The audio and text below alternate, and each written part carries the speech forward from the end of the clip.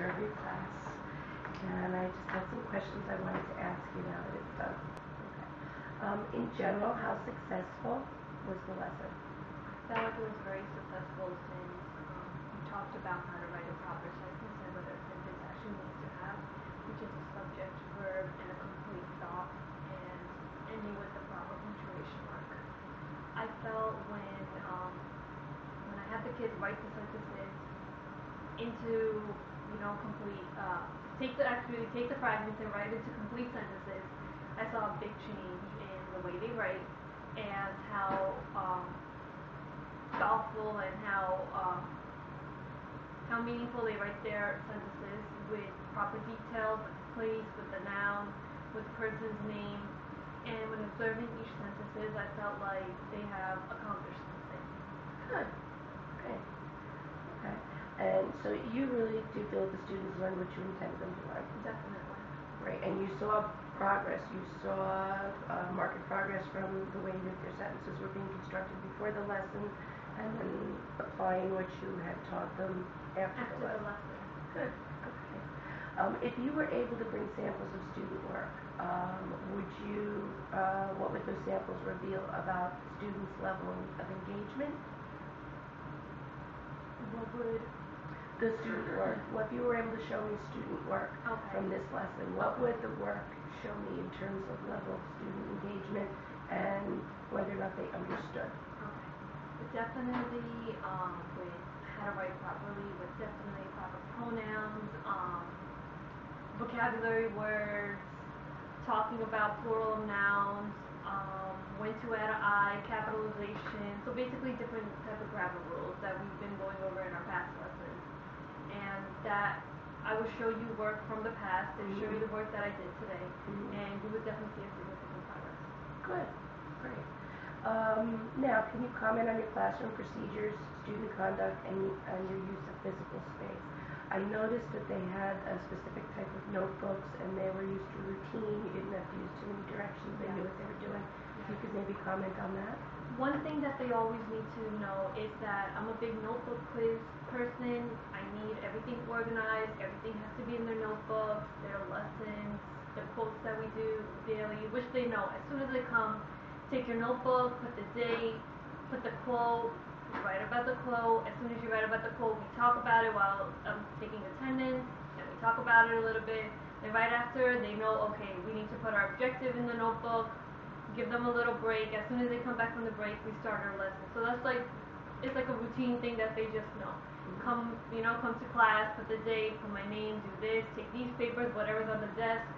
So I don't need to tell them, okay, take this, okay, take that. It's just something that's engraved in their head that they know as soon as to come in what to do and what not to do.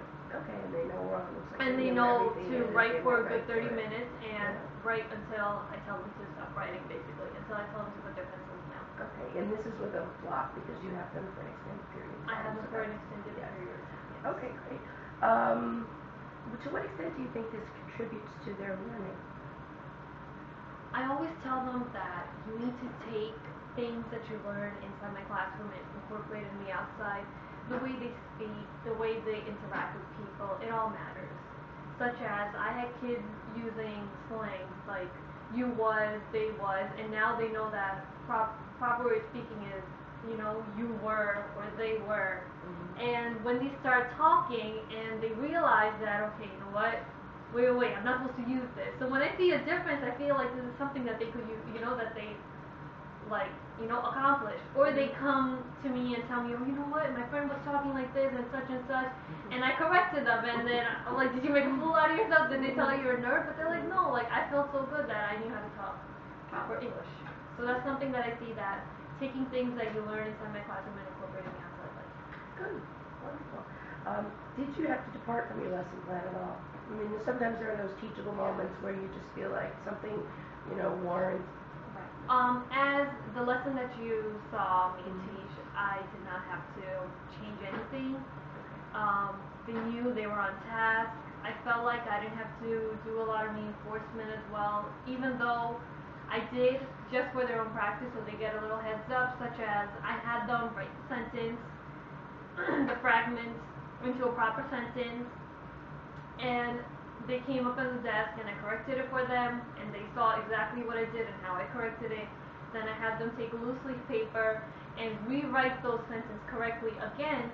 So basically, practice makes things perfect. So the more they write, the more they understand. The more they write, the more they understand.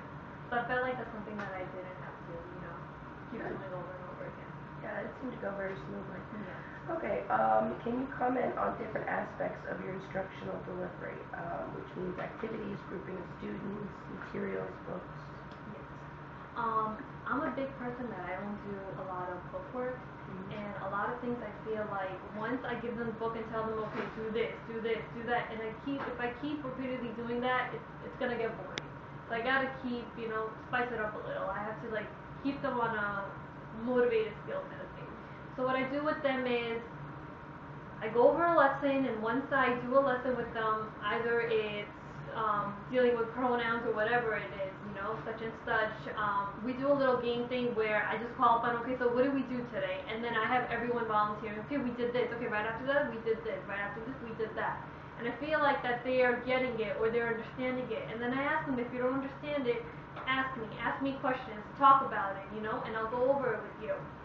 And another thing that I do is I have my student helping other student kind of thing, and I do that when I feel like the other student is not capable of doing something in the way the other student is working in a higher level kind of thing. Yeah. So I have the higher level paid student work with the lower paid student, and Okay. it builds a lot of things because they learn from the other student learns from the other student. If still they don't understand, they come to me, they ask me questions, and I'll go over with them. Okay.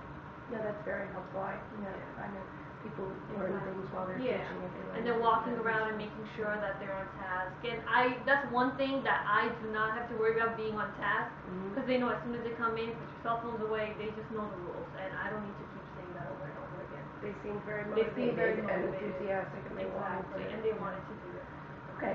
If you had an opportunity to teach this lesson again to the same group of students, would you do any part of it differently? No, I would not. The group that you just observed, I did the same thing with my first period, and same pace, same level, everything was the same, and I feel like I didn't have to go through anything or change anything around. Okay. All right. So basically, we stick to the same lesson. Okay, very good. All right. Well, thank you very much. I appreciate you giving me this opportunity to talk with you, and I'll give you a copy of the observation as soon as I write it up and we can go over it together. And we will also talk about your professional development plan based on the results of the observation. And we